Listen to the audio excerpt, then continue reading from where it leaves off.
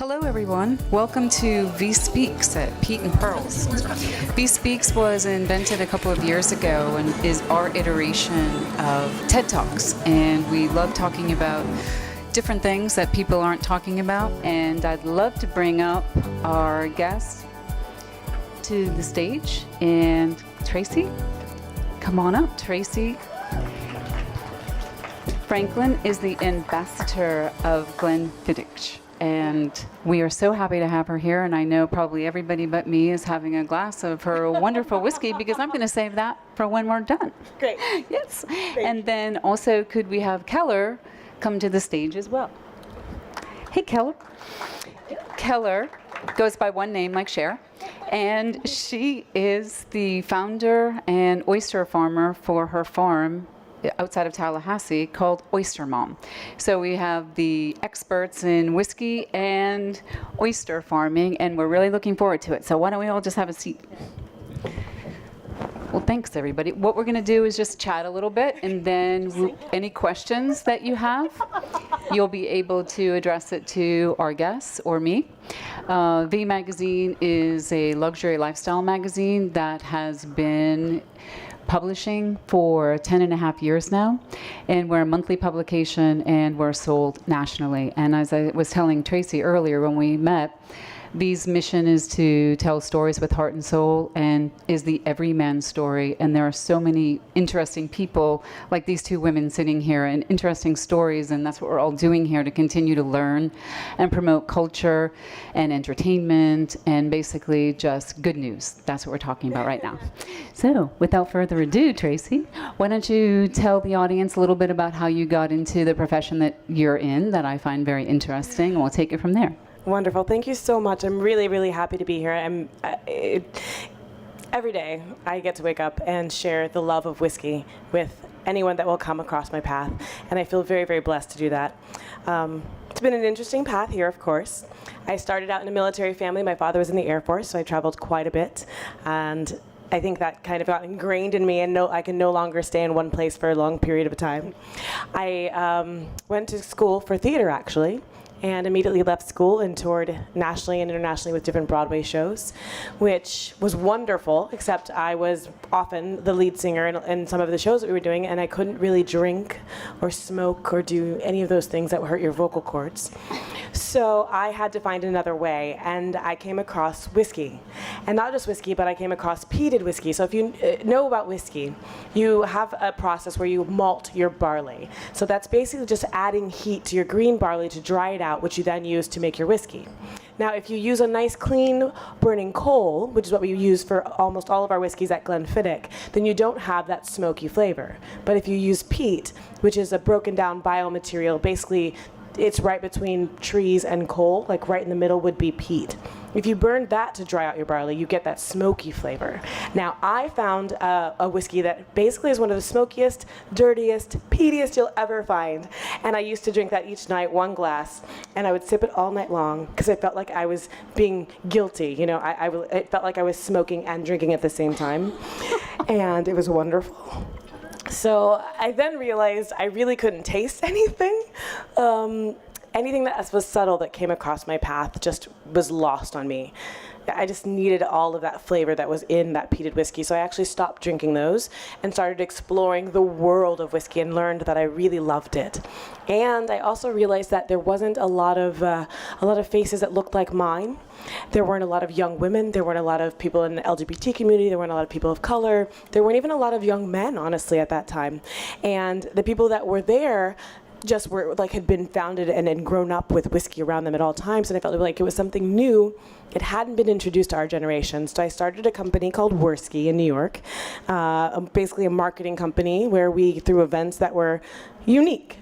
We had events at perfume shops and roller skating, and we made cupcakes, but all around the world of whiskey. So brands would hire us to throw their events, and we started to really get a wonderful following. So great that my partner was then picked up by a whiskey company to work on the West Coast. And then I actually moved to Tampa, where my husband was working for the Tampa Bay Buccaneers. That company has basically died, which is very sad for me. But that move to Tampa led me to the brand manager of Glenfiddich, who then came to my bar, picked me up, and said, "I need you on my team." And after a 7-month interview, they called me on my honeymoon and offered me the job. Yes. I should have known that I had the job because they actually gave me a small sample of the Glenfiddich 50 for my wedding present. So that was kind of a sign that they either were going to really let me down dramatically hard or I was hired. So I got hired. And it's been such a blessing. And I can't thank you all enough for being here listening to me talk. Yeah, thank you. Very interesting story. So glad to have you here. Thank you. Keller? That is amazingly impressive. It is. I know how you go from the military to whiskey. So I'm Keller. I'm Deborah Keller, actually, and I am from Tallahassee, Florida. I've been oyster farming only for 3 years. Florida is new to oyster aquaculture, in water column oyster aquaculture. And I was part of the first class put on by the Wakulla Environmental Institute to teach people nature-based education. And oyster aquaculture was the first class that they offered. So there were 10 of us that jumped into this feet first and blind, completely blind. We learned that we didn't have all of the permits, and so I worked a lot on getting some of the permits with the Institute and put people in the water on their farms farming oysters for the first time in Florida. It was quite a feat because there are a ton of different agencies that are involved in managing oyster farmers and processing oysters. In fact, there are 11. And so it was a big deal to get those permits issued and have us be able to put oysters in the water. I was interested in this because I have a lifelong career as an environmentalist and a conservationist. I actually have been working for the Nature Conservancy, a global conservation organization, for the past 27 years. It is my life to think about the environment and to think about the ecosystems and think about what is needed to really put a functioning ecosystem together. And our bays are dependent upon the critters that live there, and the oyster is one of the most important animals that lives in our estuaries. And there, as Terry had mentioned, there's a huge collapse of this ecosystem. There's a huge collapse of the wild oyster population. So bringing oysters back as a product, as an aquaculture product, has people, hundreds of people, putting millions of oysters in the water and helping to restore that balance. Every single oyster is filtering 50 gallons of water a day. That helps with clarity. If you have more clarity in the water, then you have more seagrasses growing. There's more life. There's more biophilia in the oyster, in the water. So it is definitely a foundational species for the system. And that was what really started to motivate me to think about this industry. How could we link together people and an economy and an entire industry, which was once very, very vibrant in our area, but had collapsed? How do you can put that together with the Nature Conservancy's goal of conservation and restoring natural habitats? And so I became an oyster farmer. So would you say that the economy is back to where it was before, or does it still have many miles left to go? It has many miles to go. We are very, very new to this industry. So in the old days, Apalachicola alone, the Bay of Apalachicola, was providing 90% of Florida's oysters and 10% of the country's oysters. They were shipping out semi-trailer truckloads of oysters every day to New York and Boston and Washington and into the Midwest and all over. And we are not there yet. We are still in our nascent stages. People are just getting leases. The state is just designating lease areas. So no, there's a long way to go. There's a lot of work that has to be done, and there's new technologies that we're putting in place that will actually, I think, in the future, really accelerate the industry and bring it back. So you knowing that with way more information than we're privy to, do you have a vision that it will return to the glory days? I hope so. I really do.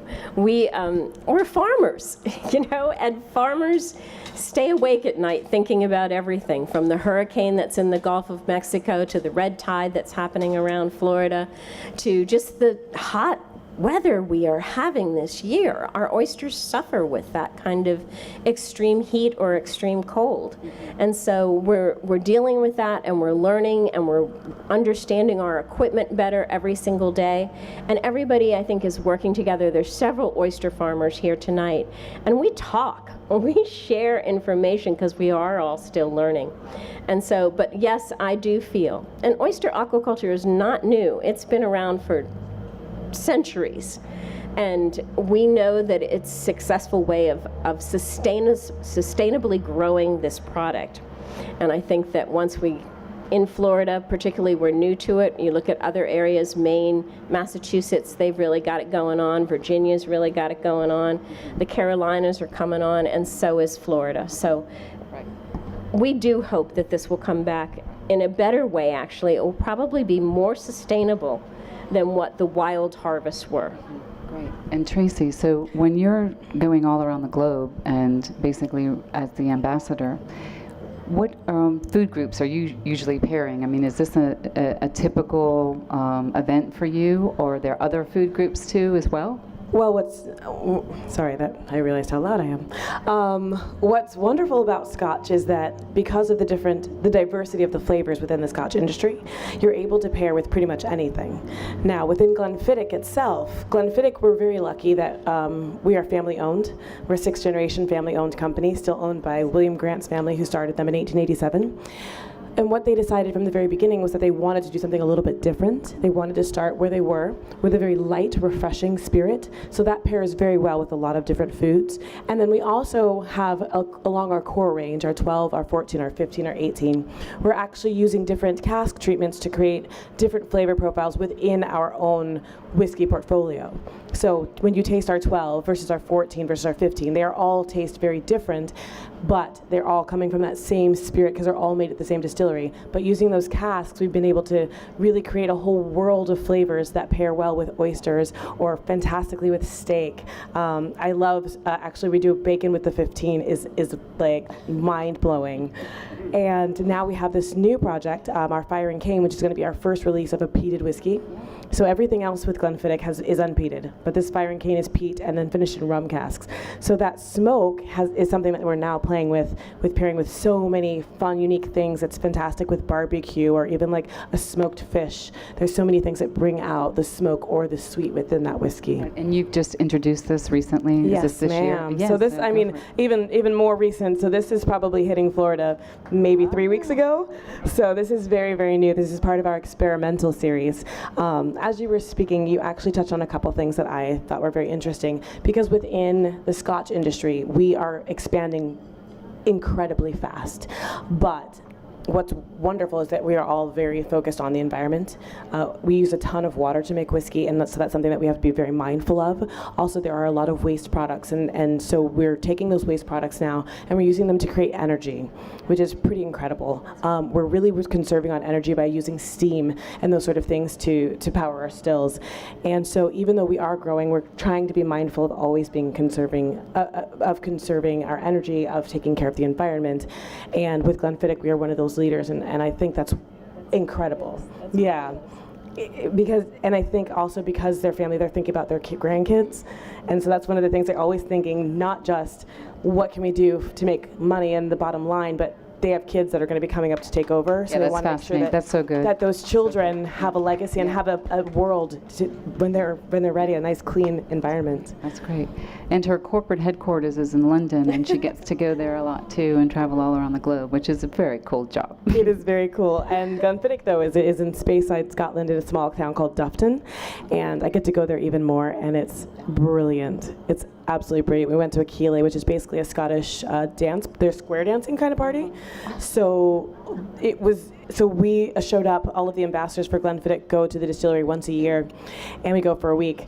And so basically 28 of us showed up in the middle of this tiny Scottish town, and everyone's like watching their little kids dance. They're doing a little Scottish dancing, and all of a sudden this whole group of adults come in, and we're just like, yeah, yeah. But they taught us all their line dances. We didn't step on too many feet, and they had a raffle, and somebody won a bottle of Glenfiddich 12, and all of us just poured out onto this like in the middle of the stage. This poor woman, she had no idea what was coming. She just starts looking around like, what is happening? It's just because for her it's just Scotch, it's just Glenfiddich.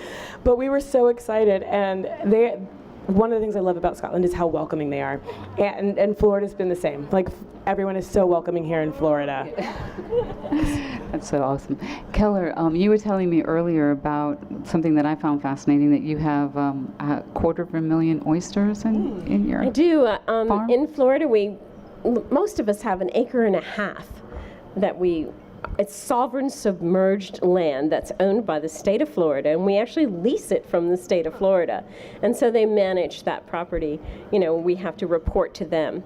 And because I have a full-time job, I might be one of the smallest oyster farmers out there. I manage only 250,000 oysters. It sounds like a lot to me. And It does to me as well. It's a lot of children, and taking care of every one of them is really a responsibility, but they're great.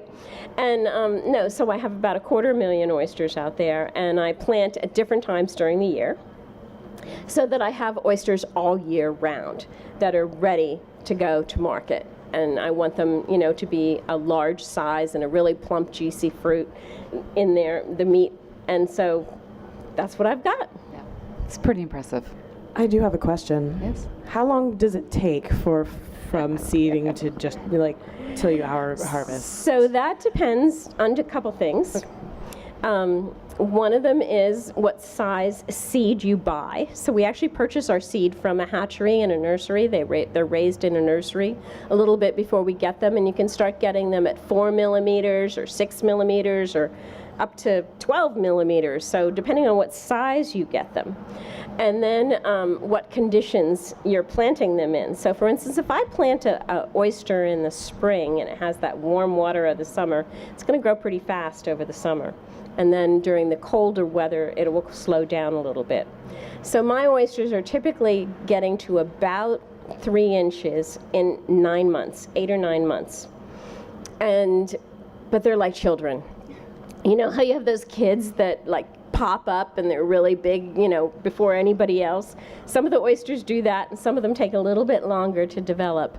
And that's okay, because that means, my first brood that I put in was growing at different stages, and I still had oysters to sell throughout a whole year. So it varies on that. The conditions, the nutrients in the water, the size that you purchase them, the temperatures of the water, it's all that. And then also we can somewhat regulate the growth of an oyster by tumbling it or dropping it in the water column a little bit or raising it. So there's a sweet spot in that water column where the plankton all loves to be, and you can feed them more and get it down in there too.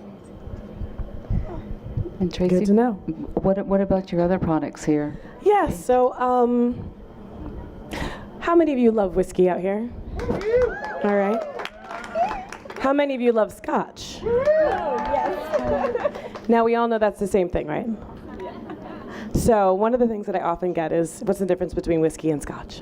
So whiskey is our overhanging category. So everything basically is whiskey. Whiskey is just a fermented, it's a distilled spirit made from grain. So that's a lot of different spirits. Now this is Scotch because it's made in Scotland. It's aged a minimum of 3 years. And that's really kind of about it. You just got to make it and age it in Scotland. But this is a single malt Scotch, so that even more, it is a particular type of Scotch. There are 5 different types of Scotch you can make. This is one of them, a single malt. So that means it's made at a single distillery, so it's only made at Glenfiddich, and then it's made from 100% malted barley. So remember how we talked about our barley and malting it? So that makes your single malt. Basically, it describes itself. It's much easier than people want you to believe.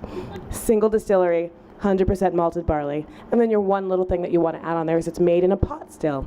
So your pot still actually allows you to have your flavors, it maintains your flavors. You're not distilling it too high so it doesn't become a flavorless spirit. It always maintains that whiskey or malt flavor base. Our Glenfiddich 12 is the one that you've all seen, right? You've seen it everywhere, green bottle. But did you realize it's a triangle?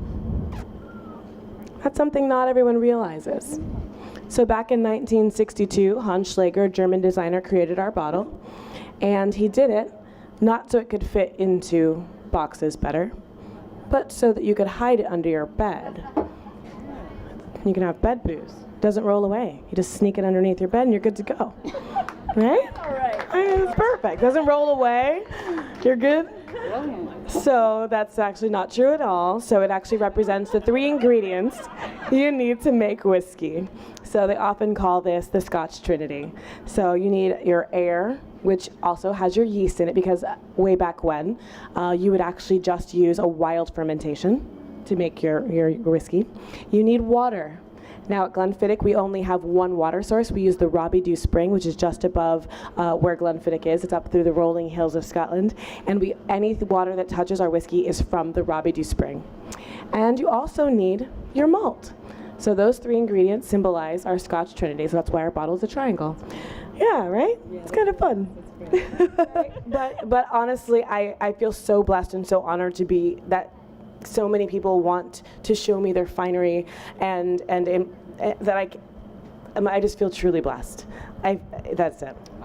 Well, I'm very thank you lucky. so much for sharing all of Yes. that, both of you, Tracie and Keller. So thank you. I hope you enjoyed the oysters tonight. They Did were everybody? harvested. Please help yourself as much as possible. Well, thank you so much. And on the heels of everything that both of these lovely women have said, that is why I love publishing the magazine, so I get to meet people and tell their stories and expose the world to just so much rich information and amazing people. And that's my crusade, to spread good news. And thank you all. You've been a lovely audience, and I hope you've enjoyed our VIE Speaks Think Out Loud.